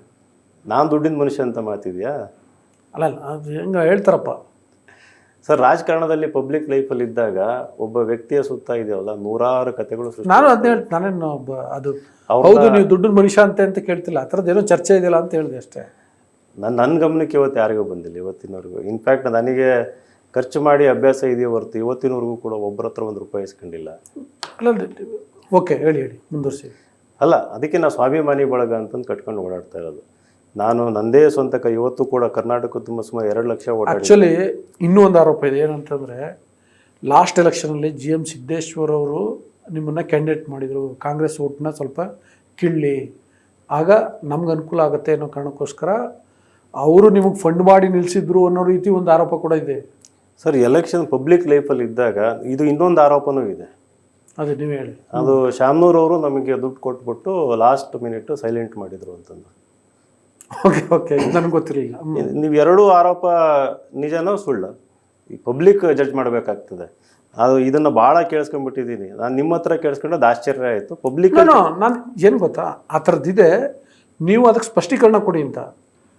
ಇಲ್ಲ ನೀವು ನಾನು ಇದಕ್ಕೆ ಈ ಪ್ರಶ್ನೆಗೆ ಆನ್ಸರ್ ಮಾಡಲ್ಲ ಅಂತ ಹೇಳಿ ಸಂಪೂರ್ಣವಾಗಿ ಹಕ್ಕಿದೆ. ಸಿದ್ದರಾಮಯ್ಯನೇ ಅಲ್ಲ, ನಾನು ಹೇಳ್ಬಿಡ್ತೀನಿ ಕೇಳಿ. ನಾನು ಅಲ್ಲಿ ಏನು ಚರ್ಚೆ ಆಗ್ತಿದೆ ಅದು ನಿಮ್ಮ ಮುಂದೆ ಇಟ್ಟಿದ್ದೀನಿ. ನಿಮಗೆ ಈ ಪ್ರಶ್ನೆಗೆ ನಾನು ಉತ್ತರಿಸಲ್ಲ ಅನ್ನುವಂಥ ಹಕ್ಕಿದೆ, ನಾನು ಮುಂದಕ್ಕೆ ಹೋಗ್ತಿರಾಗ. ಇಲ್ಲ, ಅದಕ್ಕೆ ಉತ್ತರ ಕೊಡಬೇಕಾಗ್ತದೆ. ನಾವು ಪ್ರಾಮಾಣಿಕವಾಗಿದ್ದಾಗ ಯಾರಿಗೆ ಎದುರ್ಬೇಕಲ್ವಾ? ಸಿದ್ದರಾಮಯ್ಯ ಒಂದು ಸ್ಪೀಚಲ್ಲಿ ಬಂದು ಹೇಳ್ತಾರೆ ಅಲ್ಲಿ ದಾವಣಗೆರೆನಲ್ಲಿ, ಈ ಗಿರಾಕಿ ಅಂತಾನೆ ವರ್ಡ್ ಯೂಸ್ ಮಾಡ್ತಾರೆ. ಯಾಕಂದ್ರೆ ದೊಡ್ಡ ಮನುಷ್ಯ ಅಲ್ಲ, ನಾವೆಲ್ಲ ಸಣ್ಣವರು. ಭೈರತಿ ಬಸವರಾಜ್ ಅವ್ರ ಹತ್ರ ಡೀಲ್ ಆಗಿ ಅದ್ಯಾವುದೋ ಹೈವೇನಲ್ಲಿ ನಿಂತ್ಕೊಂಡು ಅದೇನೋ ಸುಟ್ಕೇಸಲ್ಲಿ ದುಡ್ಡು ಇಸ್ಕೊಂಡ್ಬಿಟ್ಟು ಬಂದು ಇಲ್ಲಿ ನಿಂತಿದ್ದಾನೆ ಅಂತಂದು ಹೇಳ್ತಾರೆ. ನಾನು ಇವತ್ತಿನವರೆಗೂ ಭೈರತಿ ಬಸವರಾಜ್ ಅವ್ರನ್ನ ಆ್ಯಕ್ಚುಲಿ ಮೀಟೇ ಆಗಿಲ್ಲ. ನಾನು ಆ ಇಕೋಸಿಸ್ಟಮಲ್ಲಿ ಇರಲೇ ಇಲ್ಲ. ಅದನ್ನು BJP ಲೀಡರ್ಸೇ ಗೊತ್ತಿಲ್ಲ. ನನಗೆ ಟಿಕೆಟ್ ತಪ್ಪೋದಕ್ಕೆ ಇನ್ನೊಂದು ಕಾರಣ ಏನಪ್ಪ ಅಂದರೆ BJP ಲೀಡರ್ಸ್ ಯಾರು ಪರಿಚಯ ಇಲ್ಲ ನನಗೆ. ಈಗ ನನ್ನ ಪರವಾಗಿ ಹೋಗಿ ಯಾರಾದರೂ ಡೆಲ್ಲಿನಲ್ಲಿ ಲಾಬಿ ಮಾಡಬೇಕು ಅಂತಂದ್ಬಿಟ್ಟು ಅವ್ರು ಯಾರೋ ಹೇಳಿರ್ತಾರಲ್ಲ, ದಾವಣಗೆರೆನವರು ಒಂದು ಕತೆ ಹೇಳಿರ್ತಾರೆ, ಹಿಂಗಾಗಿದೆ ಅಂತಂದ್ಬಿಟ್ಟು. ಸೊ ಒಬ್ಬ ಕ್ಯಾಂಡಿಡೇಟ್ನ ಕ್ರೆಡಿಬಿಲಿಟಿನ ಹಾಳು ಮಾಡೋದಕ್ಕೆ, ಈ ವೋಟ್ರ್ ಮೈಂಡಲ್ಲಿ ಏನಾದರೂ ನೆಗೆಟಿವ್ನ ಇದು ಮಾಡೋದಕ್ಕೆ, ಅವ್ರ ಮೇಲೆ ಏನಾದರೂ ಒಂದು ನೆಗೆಟಿವ್ನ ಸೃಷ್ಟಿ ಮಾಡಬೇಕಾಗ್ತದೆ. ಈ ಥರ ಇದು ಎಲೆಕ್ಷನ್ನಲ್ಲಿ ಬಹಳ ಸಹಜ. ಇದು ನಾವು ಅವನ್ನೆಲ್ಲ ಮೀರಿ ಬೆಳೀತಾ ಇದ್ದೀವಿ. ಓಕೆ, ಈಗ ನಿಮಗೆ BJPಲಿ ನನಗೆ ಆ ಥರದೊಂದು ನೆಟ್ವರ್ಕ್ ಇಲ್ಲ ಅಂತ ಅಂದಿದ್ರಲ್ಲ, ಕಾಂಗ್ರೆಸ್ಸಲ್ಲಿ ಇದೆಯಾ? ಕಾಂಗ್ರೆಸ್ಸಲ್ಲಿ ಓಡಾಡಿದ್ವಲ್ಲ, 1 ವರ್ಷ ಓಡಾಡಿದ್ವಿ. ನನ್ನ ನೆಟ್ವರ್ಕ್ ಅಂತಂದ್ರೆ ಇಲ್ಲ, ತುಂಬ ಆತ್ಮೀಯತೆಯಿಂದ ಇರುವಂಥ ಲೀಡರ್ಗಳು ನನಗೆ ಯಾರು. ಯಾಕಂದರೆ ಅದನ್ನು ಕೂಡ ಶಾರ್ಟ್ ಟೈಮಲ್ಲಿ ಆಗಿದ್ದು. ಸಿದ್ದರಾಮಯ್ಯ ಅವ್ರೇನು ಆತ್ಮೀಯರು ಅಲ್ಲ, ನಾನು ಅವ್ರ ಶಿಷ್ಯನೂ ಅಲ್ಲ. ಮೀಡಿಯಾದಲ್ಲಿ ಹೇಳ್ತಾರೆ ಹಂಗೆ ಹಿಂಗೆ ಅಂತಂದು. ಅವ್ರನ್ನೇನು ಒಂದು 5-6 ಸರಿ ಮೀಟ್ ಮಾಡಿದ್ವಿ ಎಲೆಕ್ಷನ್ ಟೈಮಲ್ಲಿ. ಅದು ಬಿಟ್ಟರೆ ಆ ಒಂದು ಆತ್ಮೀಯತೆ ಅಥವಾ ಈಗ ಪಕ್ಷದಲ್ಲಿ ಇದ್ರಿ, ನಿಮ್ಮ ಸಮುದಾಯದವರು, ನೀವು ಯಾಕೆ ಭೇಟಿ ಮಾಡಲಿ? ಮತ್ತು ನೀವು ಅಹಿಂದ ಬಗ್ಗೆ ಮಾತಾಡಿದ್ರಿ, ಅವರು ಅಹಿಂದ ಬಗ್ಗೆ ಮಾತಾಡ್ತಾರೆ. ಸರ್, ನಂದು ಟೈಪ್ ಆಫ್ ಲೀಡರ್ಶಿಪ್, ನನ್ನ ಅಂಡರ್ಸ್ಟ್ಯಾಂಡಿಂಗ್ ಆಫ್ ಲೀಡರ್ಶಿಪ್ ಏನಂತಂದರೆ ಗ್ರಾಸ್ ರೂಟ್ ಲೆವೆಲ್ ಪಾಲಿಟಿಕ್ಸ್ ಅಂತ. ಸಾಮಾನ್ಯ ಜನರುಗಳ ಜೊತೆ ಎತ್ಕೊಂಡು ಕೆಲಸ ಮಾಡಿ ಅಂತಂದ್ಬಿಟ್ಟು, ನಾವು ಲೀಡ್ರುಗಳಿಂದ ಗಿರಿಕಿ ಹೊಡ್ಕೊಂಡು ಲೀಡ್ರಿಗೆ ಬೇಕಾಗಿರೋವಂಥ ಅವ್ರಿಗೆ ಸಪ್ಲೈ ಮಾಡ್ಕೊಂಡು ಅವ್ರಿಗೆ ಈಗೋ ಸ್ಯಾಟಿಸ್ಫೈ ಮಾಡ್ಕೊಂಡು ಅವ್ರಿಗೆ ಬಕೆಟ್ ಇಟ್ಕೊಂಡು ಆ ಒಂದು ಪಾಲಿಟಿಕ್ಸ್ನ ನಾನು ಒಪ್ಪೋದಿಲ್ಲ. ಆ ಪಾಲಿಟಿಕ್ಸ್ನ ನಾವು ಮಾಡೋದಿಲ್ಲ. ಅವ್ರಿಗೆ ಗೌರವ ಕೊಡ್ತೀವಿ, ಮಾತಾಡ್ತೀವಿ, ಎಲ್ಲ ಮಾಡ್ತೀವಿ. ಬಟ್ ನನ್ನ ಏನೋ ಒಂದು ಬೆನಿಫಿಟ್ಟಿಗೋಸ್ಕರ, ನನಗೇನೋ ಒಂದು ಬೆನಿಫಿಟ್ ಬೇಕು ಅಂತಂದು ಅವ್ರ ಹತ್ರ ಹೋಗ್ಬಿಟ್ಟು ಆ ಒಂದು ಏನಿದೆಯಲ್ಲ ಅದ್ರ ಬದಲು ಅದೇ ಟೈಮ್ ನಾವು ಇಲ್ಲಿ ಕಾನ್ಸ್ಟಿಟ್ಯೂಯೆನ್ಸಿನಲ್ಲಿ ಸ್ಪೆಂಡ್ ಮಾಡಿದರೆ ಅಟ್ಲೀಸ್ಟ್ ಒಂದು ಜನಗಳದ್ದು ಒಂದು ಪ್ರೀತಿ ವಿಶ್ವಾಸನಾದರೂ ಜಾಸ್ತಿ ಆಗ್ತದೆ ಅಂತ. ಈಗ ಲಾಸ್ಟ್ ನೀವೊಂದು ಟ್ವೀಟ್ ವಾರ್ ನಡೆದಿತ್ತು ನಿಮ್ಮ ಮತ್ತು ತೇಜಸ್ವಿ ಸೂರ್ಯ ಅವ್ರ ನಡುವೆ. ಅದನ್ನು ಓದ್ಬಿಡ್ತೀನಿ. ಏನಂದರೆ ನೀವೇನು ಹೇಳಿದ್ರಿ, ಸಾಧಾರಣ ಕುಟುಂಬವೊಂದರಲ್ಲಿ ಜನಿಸಿರುವುದು ನಮ್ಮ ತಪ್ಪು ಅಲ್ಲ ಎಂದು ಸಾಬೀತುಪಡಿಸಲು ಬಯಸಿದ್ದೇನೆ ಅಂತ. ಬಹುಶಃ ನಿಮಗೆ ಟಿಕೆಟ್ ತಪ್ಪಿದಾಗ ಮಾಡಿದಂಥ ಟ್ವೀಟ್ ಅಂತ ಅನಿಸುತ್ತೆ ನೀವು. ಹೌದು. ಆಯಿತಾ. ಅದಕ್ಕೆ ತೇಜಸ್ವಿ ಸೂರ್ಯ ಏನು ಹೇಳಿದರು ಅಂದರೆ, ನೀವು ತಪ್ಪಾದ ರಾಜಕೀಯ ಪಕ್ಷವನ್ನು ಆಯ್ಕೆ ಮಾಡಿಕೊಂಡಿದ್ದೀರಿ ಸಹೋದರ, ನಮ್ಮೊಂದಿಗೆ ಬನ್ನಿ, BJP ಸೇರಿ, ನೀವು ಹೇಳಿರುವುದು ಸರಿಯಾಗಿದೆ, ನಿಮಗೆ ಒಳ್ಳೆಯದಾಗಲಿ ಅಂತ ಹೇಳಿದ್ದಾರೆ. ಅದಕ್ಕೆ ನೀವು ಇನ್ನೊಂದು ಟ್ವೀಟ್ ಮಾಡಿದಿರಿ, ಉತ್ತರ ಕೊಟ್ಟಿದ್ರಿ. ಧನ್ಯವಾದಗಳು ಸಹೋದರ, ನಾನು ಸರಿಯಾದ ರಾಜಕೀಯ ಪಕ್ಷವನ್ನೇ ಆಯ್ಕೆ ಮಾಡಿಕೊಂಡಿದ್ದೇನೆ, ಅಂದರೆ ಕಾಂಗ್ರೆಸ್ಸನ್ನು ಅಂತ ಹೇಳಿದ್ರಿ. ನನ್ನ ಪಕ್ಷವು ನನ್ನ ಶ್ರಮವನ್ನು ಪರಿಗಣಿಸಿ ಕೋಮುವಾದ, ಅನ್ಯಾಯ ಮತ್ತು ಸಂವಿಧಾನವನ್ನು ದುರ್ಬಲಗೊಳಿಸಲು ಯತ್ನಿಸುತ್ತಿರುವವರ ವಿರುದ್ಧ ಹೋರಾಡಲು ಸೂಕ್ತವಾದ ಜವಾಬ್ದಾರಿಯನ್ನು ನೀಡುವ ವಿಶ್ವಾಸ ನನಗಿದೆ ಅಂತ ಮಾಡಿದ್ರಿ. ಅಂದರೆ ಸಾರಾಸಗಟಾಗಿ BJPಯನ್ನು ನಿರಾಕರಿಸಿದ್ರಿ, ಟೀಕಿಸಿದ್ರಿ, ವಿರೋಧ ಮಾಡಿದ್ರಿ, ಕಾಂಗ್ರೆಸ್ ಪಕ್ಷವನ್ನು ಒಪ್ಕೊಂಡಿದ್ರಿ. ಈಗ ಯಾಕೆ ನಿಲುವು ಬದಲಾಯ್ತು ನಿಮಗೆ? ಈಗಲ್ಲ, ಇಮಿಡಿಯೇಟ್ಲಿ ಅವಾಗಲೇ ಅದಾಗಿ ಒಂದು ವಾರಕ್ಕೆ ನಿಲುವು ಬದಲಾಗೋಯ್ತು ನಿಮಗೆ. ಆ ಟ್ವೀಟ್ ಮಾಡಿದ್ದು ಟಿಕೆಟ್ ತಪ್ಪಿ ಐ ಥಿಂಕ್ ವಿತಿನ್ 1 or 2 ಡೇಸಲ್ಲಿ ಮಾಡಿದ್ದು. ನನಗೂ ಭಾಳ ಬೇಜಾರಾಗಿತ್ತು. ತುಂಬ ಕೆಲಸ ಮಾಡಿದ್ವಿ, ಮಿಸ್ ಆಗಿದ್ದಕ್ಕೆ ಆ ರೀತಿ ಒಂದು ಮಾರ್ಮಿಕವಾಗಿ ನಾನು ಕೂಡ ಟ್ವೀಟ್ ಮಾಡಿದ್ದೆ. ಅವಾಗ ಅವರು ಕೂಡ ಈ ರೀತಿ ಟ್ವೀಟಲ್ಲಿ, ಅದಾದ್ಮೇಲೆ ಫೋನ್ ಕಾಲು ಅಥವಾ ನಮ್ಮ ಮನೆಗೆ ಯಾರೋ ಲೀಡ್ರ್ ಬಂದು ನಾನು ಇನ್ವೈಟ್ ಮಾಡೋದು ಅದು ಯಾವುದೂ ಆಗಿಲ್ಲ. ಇವನ್ GM ಸಿದ್ದೇಶ್ವರ್ ಅಂತ ಆಗಲೇ ಹೇಳಿದ್ರಲ್ಲ, no meeting, nothing, absolutely nothing. So ಅದಾದಮೇಲೆ ನನ್ನ ಎಕ್ಸ್ಪೆಕ್ಟೇಷನ್ ಏನಿತ್ತು, ಆ ಟ್ವೀಟ್ ಮಾಡಿದ ಮೇಲೆ ಕಾಂಗ್ರೆಸ್ ಪಕ್ಷದಿಂದ ಯಾರಾದರೂ ಬಂದು ಮಾತಾಡಿಸ್ತಾರೆ, ಯಾರಾದರೂ ಬಂದು ನಮ್ಮನ್ನು ಕರೀತಾರೆ ಅಲ್ಲಿ ಇಲ್ಲಿ ಮಾಡೋದಂತ. ಸರ್, ಒಂದು 7 to 8 ಡೇಸು ಅಬ್ಸಲ್ಯೂಟ್ ಸೈಲೆನ್ಸ್. ನನ್ನ ಟಿಕೆಟ್ ಮಿಸ್ ಆದಮೇಲೆ ಒಂದು ಫೋನ್ ಕಾಲ್ ಇಲ್ಲ, ಒಬ್ಬರು ನಮ್ಮ ಮನೆ ಹತ್ರ ಯಾರೂ ಬರಲಿಲ್ಲ, ಲೋಕಲ್ ಲೀಡರ್ಸು ಬರಲಿಲ್ಲ, ಯಾರೂ ಇಲ್ಲ. ಈಗ ನಾನಾಗೆ ಯಾರ ಹತ್ರ ಹೋಗೋಣ ಅಂತಂದರೆ ನನಗೆ ದಿಕ್ಕು ದೆಸೆ ತೋಚ್ದಂಗೆ ಅಂತ ಹೇಳ್ತಾರಲ್ಲ, ಹಂಗೆ. ಯಾಕಂದರೆ ಯಾರೂ ಇಲ್ಲ, ನೋ ಪೊಲಿಟಿಕಲ್ ಗಾಡ್ ಫಾದರ್ ಇಲ್ಲ, ಹಿಂದೆ ಮುಂದೆ ಯಾರೂ ಇಲ್ಲ, ಏನು ಮಾಡಬೇಕು ಅಂತ ತೋಚಲಿಲ್ಲ. ಸೊ ಆ ಟೈಮಲ್ಲಿ ಅಬ್ಯಾಂಡನ್ಡ್ ಅಂತ ಹೇಳ್ತೀವಲ್ಲ, ಹಂಗೆ ನಳ ನೀರಲ್ಲಿ ಬಿಟ್ಬಿಟ್ರು ಅನ್ನೋ ಒಂದು ಫೀಲಿಂಗ್ ಬಂತು ನನಗೆ. ಆವಾಗ ಅನಿಸಿದ್ದೇನಪ್ಪ ಅಂದ್ರೆ, ಇಷ್ಟೊಂದೆಲ್ಲ ಶ್ರಮ ಹಾಕಿದ್ದೀವಿ, ಒಳ್ಳೆ ಕೆಲಸ ಮಾಡಬೇಕಂತ ರಾಜಕಾರಣಕ್ಕೆ ಬಂದಿದ್ದೀವಿ, ಇವಾಗ ನಮ್ಮದೊಂದು ಐಡೆಂಟಿಟಿ ಇಲ್ಲ ಅಂತಂದರೆ ಹೆಂಗೆ ಅಂತಂದು ಸೆಕೆಂಡ್ ರೌಂಡು ನಾನು ಪಾದಯಾತ್ರೆ ಅದು ಇದು ಅಂತ ಹಳ್ಳಿಗಳ ಮೇಲೂ ಇಂಡಿಪೆಂಡೆಂಟ್ ಇರ್ತೀನಿ ಅಂತ ಮಾಡಿದ್ದದು. ಈ ಕಮಿಂಗ್ ಟು ನಿಮ್ಮ ಕ್ವೆಶನ್ನು, ಯಾವಾಗ ನನಗೆ ಅರ್ಥ ಆಯಿತು ಕಾಂಗ್ರೆಸ್ ಪಕ್ಷ ಈ ಯೂಸ್ ಆ್ಯಂಡ್ ಥ್ರೋ ಅಂತಂದು, ಆಯಿತಾ, ಆ ಕ್ಷಣಕ್ಕೆ ಅವ್ರಿಗೆ ಗ್ರೌಂಡಲ್ಲೆಲ್ಲ ಕೆಲಸ ಮಾಡೋರು ಬೇಕಿತ್ತನ, ಹೂ ಅಂತ ಹೇಳಿದ್ರು, ನಾವು ಕೆಲಸ ಮಾಡಿದ್ವಿ. ಅದಾದಮೇಲೆ ಲಾಸ್ಟ್ ಮೂಮೆಂಟಲ್ಲಿ ಈಗ ಮುಸ್ಲಿಮ್ಸಿಗೂ ಅದೇ ಆಗ್ತಿರೋವಂಥದ್ದು, use and throw. Tissue paper, Ahinda ಅನ್ನೋದು ಟಿಶ್ಯೂ ಪೇಪರು, ನೀವು ಯೂಸ್ ಮಾಡ್ಕೊಳ್ಳಿ, ಬಿಸಾಕಿ, ನಿಮಗೆ ರಾಜಕೀಯವಾಗಿ ಅಧಿಕಾರ ಕೊಡಲ್ಲ ನಾವು, ನಿಮಗೆ ಅಲ್ಲಿ ಇಲ್ಲಿ ಸಣ್ಣ ಪುಟ್ಟ. ಅಂದರೆ ನೀವು ಕಾಂಗ್ರೆಸ್ಸಿಂದ ಭಾಳ ದೂರ ಹೋಗ್ಬಿಟ್ಟಿದ್ರಿ? ಭಾಳ ದೂರ ಬಂದ್ಬಿಟ್ಟಿದ್ವಿ. ಯಾಕಂತಂದರೆ ಭಾಳ ದೂರ ಬಂದ್ಬಿಟ್ಟಿರೋದ್ರಿಂದ ನಿಮಗೀಗ ಭಾಳ ಆಯ್ಕೆ ಇಲ್ಲ, ಬರೀ BJP ಮಾತ್ರ ಆಯ್ಕೆ. ಎಕ್ಸಾಕ್ಟ್ಲಿ. ಅಂದರೆ ನಮ್ಮ ಆ್ಯಕ್ಚುಲಿ ರೀಜ್ನಲ್ ಪಾರ್ಟಿ ಒಂದು ಸ್ಟ್ರಾಂಗ್ ಇದ್ದಿತ್ತು ಅಂತಂದಿದ್ರೆ ನನ್ನ ನ್ಯಾಚುರಲ್ ಆಯ್ಕೆ ಆ ರೀಜ್ನಲ್ ಪಾರ್ಟಿ ಆಗಿರ್ತಾ ಇತ್ತು. ಇಲ್ವಲ್ಲ ಇಲ್ಲಿ? ಇಲ್ಲ, ಇದ್ದಿದ್ರೆ ಅದೇ ಅಲ್ಲೇ ಹೋಗಿರ್ತಾ ಇದ್ವಿ. ನಮಗೆ ಈಗ ರಾಜಕೀಯವಾಗಿ ನಾನು ಸುಮಾರು 1.5 ವರ್ಷ ಕರ್ನಾಟಕ ತುಂಬ ಓಡಾಡಿದ್ದೀನಿ. ಓದ ಹತ್ರ ಎಲ್ಲ ಜನ ಹೇಳೋದು, ನೋಡಿ ನಿಮ್ಮ ಇಂಟೆನ್ಷನ್ ಚೆನ್ನಾಗಿದೆ, ವ್ಯಕ್ತಿತ್ವ ಚೆನ್ನಾಗಿದೆ, ಯಾವುದಾದ್ರೂ ಒಂದು ಪಕ್ಷದ ಮೂಲಕ ಬರ್ರಿ, ಒಂದು ಕ್ಷೇತ್ರ ಆಯ್ಕೆ ಮಾಡ್ಕೊಳ್ಳಿ, ಪಕ್ಷದ. ನಮಗೆ ಇಂಡಿಪೆಂಡೆಂಟಾಗಿ ಹೋಗ್ಬೇಕು, ಒಂದು ಪಾಯಿಂಟ್ ಆಫ್ ಟೈಮಲ್ಲಿ ನಾನು ಭಾಳ ಆ್ಯಂಬಿಷಿಯಸ್ ಆಗಿ ಥರ್ಡ್ ಫೋರ್ಸಾಗಿ ಎಮರ್ಜ್ ಆಗಬೇಕು ಅಂತ. ಗ್ರೌಂಡ್ ರಿಯಾಲಿಟಿ ಹಂಗಿಲ್ಲ, ಆ ಗ್ರೌಂಡ್ ರೆಡಿ ಇಲ್ಲ ಅದಕ್ಕೆ. ಆಮೇಲೆ ಹ್ಯೂಜ್ ರಿಸೋರ್ಸಸ್ಸು, ನೀವು ಹೇಳ್ತೀವಿ ಯಾರೋ ದುಡ್ಡು ತಗೊಂಡಿದ್ರು ಅಂತಂದು. ಇವತ್ತು ಸುಮಾರು ನಮ್ದು ಏನು ಇನ್ಕಮ್ ಏನಿದೆಯಲ್ಲ, ಇನ್ಕಮ್ ಎಲ್ಲ ಇಲ್ಲೇ ಹೋಗ್ತದೆ. ಆಮೇಲೆ ಅದು ನನ್ನ ಆಸ್ತಿ ಒಂದೊಂದೇ ಮಾರ್ಕೊಂಡು ಸ್ವಂತ ಖರ್ಚಲ್ಲಿ ಮಾಡಬೇಕಂದ್ರೆ ಡಿಪ್ಲೀಟ್ ಮಾಡ್ತಾ ಹೋಗ್ಬೇಕು, ಇಲ್ಲ ಅಂತಂದರೆ ಕಳ್ಳ ವ್ಯವಹಾರ ಶುರು ಮಾಡಬೇಕು. ಇವತ್ತಿನವರೆಗೂ ಯಾಕೆ ಶಾಮನೂರು ಕುಟುಂಬ ಇರ್ಬೋದು ಅಥವಾ ಇನ್ಯಾರು, ಯಾಕೆ ನಾನು ಎದುರಿಸೋಕ್ಕಾಗಿಲ್ಲ, ನನ್ನನ್ನು ಏನೂ ತುಳಿಯೋದಕ್ಕಾಗಿಲ್ಲ ಅಂತಂದರೆ ಪ್ರಾಮಾಣಿಕತೆ ಇರೋದ್ರಿಂದ. ಅವ್ರು ಏನಾದರೂ ಒಂದು ಸುಳಿವು ಸಿಕ್ಕಿದ್ರೆ, ಅಲ್ಲಿ ಏನೋ ಒಂದು ಗೌರ್ಮೆಂಟಲ್ಲಿ ಡೀಲ್ ಆಗಿದೆ, ಏನೋ ಕಾಂಟ್ರಾಕ್ಟ್ ತಗೊಂಡಿದ್ದಾನೆ, ಯಾರ ಹತ್ರನೋ ದುಡ್ಡು ತಗೊಂಡಿದ್ದಾನೆ ಅಂತಂದರೆ ಇಷ್ಟೊತ್ತಿಗೆ ಮುಗಿಸ್ಬಿಡ್ತಾಯಿದ್ರು. ಸೊ ನಮ್ಮ ಓನ್ ರಿಸೋರ್ಸಸ್ಸು ಲಿಮಿಟೆಡ್ ಇರ್ತದೆ, ಥರ್ಡ್ ಫೋರ್ಸ್ ಆಗಿ ಎಮರ್ಜ್ ಆಗೋದಕ್ಕಾಗಲ್ಲ. ಇಲ್ಲಿ ದೊಡ್ಡವರೇ ಫೇಲ್ ಆಗೋಗಿದ್ದಾರೆ. ಓಕೆ, ಒಂದೇ ಆಯ್ಕೆ, ಇನ್ನೇನು ಮಾಡೋದು ಸರ್? ಸರಿ, ಈಗ ಅದೇ ಆಯ್ಕೆ ವಿಷಯಕ್ಕೆ ಬರ್ತೀನಿ. ನೀವು ಹೇಳಿದ್ದೇನು, ಶಾಮನೂರು ಶಿವಶಂಕರಪ್ಪ ಕುಟುಂಬವನ್ನು ಅವರ ಫ್ಯಾಮಿಲಿಯನ್ನು ನೀವು ಏನಕ್ಕೆ ವಿರೋಧಿಸಿದ್ರಿ ಅಂದರೆ, because of their family politics, dynasty ಪಾಲಿಟಿಕ್ಸ್ಗೋಸ್ಕರ ನೀವು ವಿರೋಧ ಮಾಡ್ತೀವಿ. ಲ್ಯಾಕ್ ಆಫ್ ಡೆವಲಪ್ಮೆಂಟ್, ಅಭಿವೃದ್ಧಿ ಓಕೆ ಇರುವಂಥದ್ದು ಅಲ್ಲಲ್ಲ. ನೀವು ಹೇಳಿದ ಮಾತು ಅಂದರೆ ಅವ್ರ ಕುಟುಂಬ ಅದು ಹಿಡ್ತಾ ಅದೆಲ್ಲ. BJPಲಿ ಏನು ಕಮ್ಮಿ ಇದೆಯಾ ಕುಟುಂಬ ರಾಜಕಾರಣ? ನಿಮ್ಗೆ ಅದಂಗೆ BJP ಡೈಜೆಸ್ಟ್ ಆಗುತ್ತೆ? ಈಗ ಇಷ್ಟೋ ತನಕ ಡಿಸ್ಕಸ್ ಮಾಡಿದ್ವಿ, ನಮಗೆ ಲೆಸ್ಸರ್ ಈವಿಲ್ ಅಂತದ್ದು. ಈಗ ಎರಡೇ ಆಯ್ಕೆ ನಮಗೆ. ಕುಟುಂಬ ರಾಜಕಾರಣ ಎಲ್ಲಿ ಜಾಸ್ತಿ ಇದೆ ಅಂತ ಕೇಳಿದಾಗ ಕಾಂಗ್ರೆಸ್ಸಲ್ಲಿ ಮನೆಯಲ್ಲಿದೆ, ಕ್ಷೇತ್ರದಲ್ಲಿ ಹಬ್ಬಿದೆ. ಅದು ನಮ್ಮ ಭಾರತದ ಪ್ರಜಾಪ್ರಭುತ್ವದಲ್ಲಿ ಹಬ್ತಾ ಇರುವಂಥ ಒಂದು ಕಾಯಿಲೆ ಅದು, ಅದು ಎಲ್ಲ ಬಿಜೆಪಿಲಿ ನೋಡಿ, ಯಡಿಯೂರಪ್ಪ, ಜಗದೀಶ್ ಶೆಟ್ಟರ್, GM ಸಿದ್ದೇಶ್ವರ್, ಕೋರೆ, ನಿರಾಣಿ, ಆಮೇಲೆ ಇನ್ನೂ ಎಷ್ಟು ಬೇಕು ನಿಮಗೆ, ಆಮೇಲೆ ಅವರು ಜಾರಕಿಹೊಳಿ, ಉದಾಸಿ, ತಕ್ಷಣ ನೆನಪಾದ ಹೇಳಿದ್ವಿ. ಅಲ್ಲಿ ಏನು ಕಮ್ಮಿ ಇದೆಯಾ? ಇದೆ ಸರ್, ಇಲ್ಲ ಅಂತ ಹೇಳ್ತಾ ಇಲ್ಲ.